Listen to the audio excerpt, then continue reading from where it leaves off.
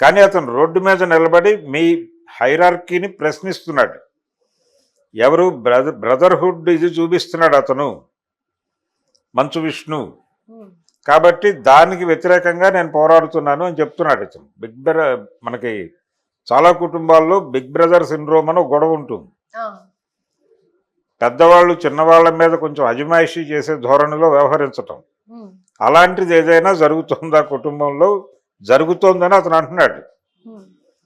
లేదు అని మీరు చెప్పే ప్రయత్నం చేస్తున్నారు, చేస్తూ మీరు కూడా ట్వీట్లు చేస్తున్నారు. మీ జీవితాన్ని మీరే రోడ్డు మీద పెట్టుకుంటున్నారు. అది మానేయండి. మానేసి మీ బ్రదర్ చెప్పినట్టుగా కూర్చుని మాట్లాడుకుని సెటిల్ చేసుకోండి. అతనికి ఏమి ఇవ్వాలనుకుంటున్నారో అది ఇచ్చేయండి. ఎక్కడి నుంచి అతన్ని తొలగించాలనుకుంటున్నారో తొలగించేయండి. ఇది జరిగిపోయిన తర్వాత అతను బతుకుతాడు, మీ బతుకు మీరు బతకండి. ప్రపంచానికి ఎందుకు మీరు ఈ విషయాలు? ప్రపంచానికి ఏమీ క్యూరియాసిటీ లేదు మోహన్ బాబు జీవితంలో ఏం జరుగుతుందో తెలుసుకోవాలని. ఆ క్యూరియాసిటీ మీరు క్రియేట్ చేస్తున్నారు. ఆ క్రియేట్ చేయటం మానేయండి. అది మీ చేతుల్లోనే ఉంది కంట్రోలింగ్. ఎవరు ఎన్ని మాట్లాడినా అది కంట్రోల్ చేసుకోవాల్సింది వాళ్ళే. ఒకవేళ ఇదంతా కూడా మాకు కన్నప్ప సినిమా ప్రమోషన్కి ఉపయోగపడుతుంది, మేము రోజు ఒక డిస్కసివ్ పాయింట్గా ఉంటున్నాం ప్రపంచం ముందు అనుకుంటే వాళ్ళ కర్మ. కానీ ఇది నెగిటివ్ ఇంపాక్ట్ పడుతుంది కదా సార్ మూవీ కన్నా? నెగిటివ్ ఇంపాక్ట్ పడుతుందని మనం అనుకుంటున్నాం. ఓకే. ఒకవేళ మంచు విష్ణు గారు పాజిటివ్ ప్రచారం అనుకోవచ్చు కదా.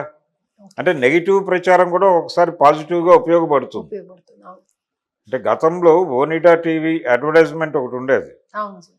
ఓనర్స్ ప్రైడ్, నైబర్స్ ఎన్వి ఇలాంటివేవో వాళ్ళు కాప్షన్స్ ఇచ్చేవాళ్ళు. అది కొంత వర్కౌట్ అయింది. అలాంటిది ఇలా నెగిటివ్ పబ్లిసిటీ వర్కౌట్ అవుతుంది అనే ఉద్దేశంతో ఒకసారి విజయబాబు నాయుడు గారు భానుచంద్రతో సినిమా తీసి పోస్టర్ మీద మా సినిమా మీరు చూడక్కర్లేదు అని రాశాడు ఆయన. రాస్తే జనం నిజంగానే వెళ్ళలేదు థియేటర్కి. దాంతో సినిమా దెబ్బతింది. అది నేను నెగిటివ్ పబ్లిసిటీ వర్కౌట్ అవుతుంది అనుకున్నాను, కాలేదు అన్నాడు ఆయన తర్వాత. వీళ్ళు కూడా అలాంటి పొరపాటు ఏమైనా చేస్తున్నారా అనే అనుమానం. కన్నప్ప సినిమాకి మేము ఇది నెగిటివ్ పబ్లిసిటీ కూడా ఉపయోగపడుతుంది, మరక మంచిదే అన్నట్టుగా వ్యవహరిస్తూ ఉన్నారా? కానీ ఇక్కడ తేడా కొట్టే అవకాశం ఉంది. లేదు, రేపు పొద్దున తేడా జరిగితే నిజంగానే ఇతని వల్లనే తేడా జరిగిందని చెప్తారా? క్లెయిమ్ అంటే సినిమా ఫెయిల్యూర్కి ఇతన్ని రీజన్గా చూపిస్తారా? మనోజ్ని రీజన్గా చూపించడం కోసం ఈ గేమ్ నడుపుతున్నారా అనే అనుమానం కూడా జనాల్లో ఉంది. అందుకని ఇవన్నీ క్లారిటీ చేయాలి.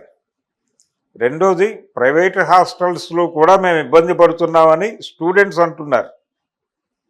ఇప్పుడు వీళ్ళు బయటకు రిలీజ్ చేసినటువంటి లెటరు బయట ఇవి రావటానికంటే ముందు రోజు మనోజ్ అక్కడి నుంచి బయలుదేరి వచ్చిన రోజు పేపర్లలో, లోకల్ పేపర్లలో మేము ప్రైవేట్ హాస్టల్స్లో ఉండి ఇబ్బందులు పడుతున్నాము, మాకు లోపలే అకామిడేషన్ ఇస్తామని చెప్పారు మొదట, క్యాంపస్లో ఇవ్వలేదు, ఇవ్వకుండా వాళ్ళే బయట హాస్టల్స్లో మీరు చూసుకోండి అని చెప్పి మమ్మల్ని బయటకు పంపించారు, ఇక్కడేమో బాగాలేదు అని కొంతమంది విద్యార్థులు కాలేజీ యాజమాన్యానికి, ఎడ్యుకేషనల్ డిపార్ట్మెంట్కి కూడా లెటర్లు రాసినట్టుగా కూడా ఒక వార్త వచ్చింది. సో ఈ గందరగోళం ఉంది. ఆ కాలేజీలో అవకతవకలు జరుగుతున్నాయని పేరెంట్స్ కమిటీ వారు మొదట్లో పెట్టిన ప్రెస్ మీట్ తాలూకా ఇంపాక్ట్ ఏమిటి? ఆ సమస్య పరిష్కారం అయిందా, ఉందా? ఇంకా మంచు మనోజ్ మాట్లాడుతున్నది నిజాలేనా? కాలేజీలో సక్రమంగా పనులు జరగటం లేదు, అవినీతి జరుగుతోంది అన్నాడు ఆయన. ఇలాంటి సిమిలర్ ఆరోపణలు ఆ రోజున పేరెంట్స్ కమిటీ కూడా చేసింది. ఈ రెండిటికి మధ్య ఉన్నటువంటి పోలికను బట్టి దాని మీద ఒక దర్యాప్తు జరగాల్సిన అవసరం ఉంది. కాలేజీలో ఏం జరుగుతోంది, లేదా వాళ్ళ యూనివర్సిటీలో ఏం జరుగుతోంది అనేదానికి ఒక ప్రోబ్ జరగాల్సినటువంటి అవసరం కనిపిస్తోంది. అది జరగాలి. అక్కడ దాకా ఎందుకు తెచ్చుకుంటున్నారు మీరు? ఆల్రెడీ 100 విమర్శలు ఉన్నాయి అక్కడ. గతంలో లేవు ఈ గొడవలు. ఆయన చాలా బాగా ఎడ్యుకేషనల్ ఇన్స్టిట్యూషన్ నడుపుతున్నారు అనేటువంటి ఇమేజ్ ఉండేది. ఆ ఇమేజ్ డ్యామేజ్ అవ్వటం మొదలైంది చాలా కాలం క్రితమే, ఒక 1 year బ్యాక్ నుంచి జరుగుతోంది. కాబట్టి దీన్ని, ఈ క్రైసిస్ని ఎలా మేనేజ్ చేసుకుంటాడు ఆయన అనేది చూడాలి మోహన్ బాబు గారు.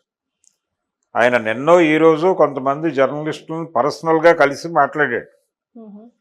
ఆ అవుట్కమ్ ఏమిటి అనేది చూడాలి. ఓకే. అంటే తన ఇంటికి పిలిపించుకుని మాట్లాడాడు ఆయన. అక్కడ అయిపోయింది పండగ వేడుకలు అయిపోయి వెనక్కి వచ్చాడు ఆయన. వెనక్కి వచ్చి ఒక ఇద్దరు ముగ్గురిని పిలుచుకుని మాట్లాడాడు. ఎలా కంట్రోల్ చేయాలి, అలాగే ఈ సినిమాకి ఒక పాజిటివ్ వాతావరణం కల్పించడానికి ఏం చేయాలి అనే దానికి సంబంధించి ఒక యాక్షన్ ప్లాన్ ఏదో రూపొందించే ప్రయత్నం చేస్తున్నాడు ఆయన.